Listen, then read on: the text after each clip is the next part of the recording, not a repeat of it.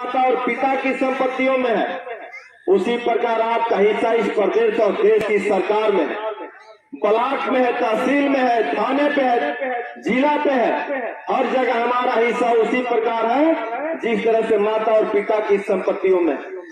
लेकिन हमारा हिस्सा हमको मिलता नहीं है। इस देश का संविधान कहता है कि समानता का अधिकार है। इस देश का संविधान आपको समानता का अधिकार दिया है। इस देश का संविधान कहता है कि आपका हिस्सा भी इस देश में उतना ही है जितनी आपकी आबादी है, जितनी आपकी जनसंख्या है। यदि चौहान की आबादी यदि 5% है तो 5% हर जगह उनका हिस्सा मिलना चाहिए। चाहे आप चपरासी बनाओ, सिपाही बनाओ, दरोगा बनाओ, डॉक्टर बनाओ, मास्टर बनाओ, इंजीनियर बनाओ, IAS बनाओ, IPS बनाओ, जज बनाओ, कलेक्टर बनाओ, मुंसफ बनाओ, मजिस्ट्रेट बनाओ, ठीका दो, पट्टा दो, हर जगह हमारा हिस्सा हमारी जनसंख्या के अनुपात में मिलना चाहिए। ये आपका अधिकार है, इस देश का संविधान कहता है। लेकिन हमारा हिस्सा मिलता नहीं है। उस हिस्सेदारी की लड़ाई को लड़ने के लिए हम लोग आप लोगों के बीच में। आप बहुत सारे लोग यह सोचते होंगे कि चौहान समाज के लोग एक कैसे होंगे। आप अपने इतिहास को याद करिए, अपने पूर्वज को याद करिए। जब आपका पूर्वज इस देश का राजा था तो पूरी दुनिया में आपके पूर्वज को लोग वीर पुरुष के नाम से जानते थे और कुशल शासक के नाम से जानते थे। आज उसी वीर गाथा को लोग दूसरे देश के लोग याद करते हैं, लेकिन आपके देश के जो हुक्मरान हैं, जिनको आपने वोट दे करके सत्ता पे बैठाया है, वह सारे लोग आपके इतिहास के साथ छेड़छाड़ कर रहे हैं, आपके इतिहास के साथ खिलवाड़ कर रहे हैं। इस देश का प्रधानमंत्री नरेंद्र मोदी जी महाराजा सुहेलदेव की पूजा करने के लिए बहराइच में चले जाते हैं। इस देश के प्रधानमंत्री नरेंद्र मोदी जी बनारस में जाकर के रविदास जी की पूजा करते हैं। इस देश के प्रधानमंत्री नरेंद्र मोदी जी कुशीनगर जाकर के बुद्ध जी की पूजा करते हैं। लेकिन जिस शहर में रहते हैं, जिस शहर में उनका गांव है, जिस शहर में उनका घर है, जिस शहर में खाना पीना सोना है, उसी शहर के शासक आपके पूर्वज अंतिम हिंदू सम्राट पृथ्वीराज चौहान के चित्रों पे 8 वर्षों में कभी चित्रों पे फूल भी नहीं चढ़ाए नरेंद्र मोदी जी।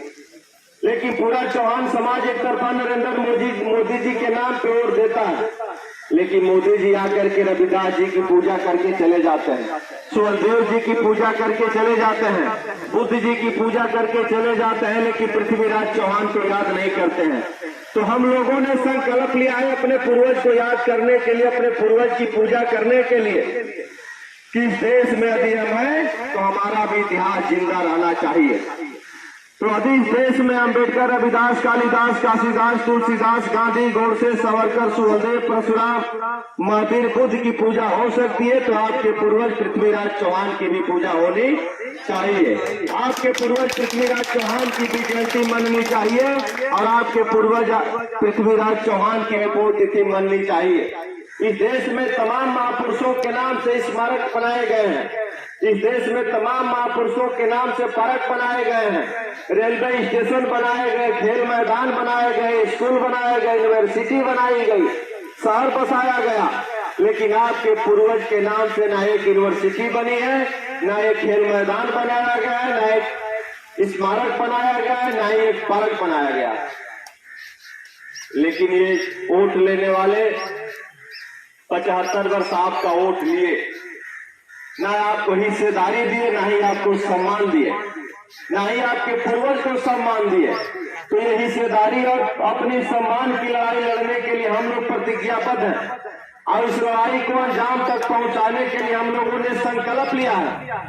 और उत्तर प्रदेश की धरती पे 108 स्थानों पे पृथ्वीराज चौहान महायज्ञ करने का संकल्प लिया गया है कि गाजीपुर से लेकर के गाजियाबाद तक 108 स्थानों पे अपने पूर्वज के नाम से महायज्ञ करेंगे। और जितने लोग अपने समाज के जितने गांव हैं, जितने घर हैं, जितने लोग हैं, चाहे वो गाजीपुर में हो चाहे गाजियाबाद में हो, हम सारे जनपद में जाएंगे, सारे गाँव में जाएंगे, सारे घरों तक जाएंगे और सारे लोगों से मिला जाएगा और निवेदन किया जाएगा कि यह चौहान समाज के लोग, आप इस देश में हैं तो आप अपने देश में हिस्सेदारी की लड़ाई लड़िए।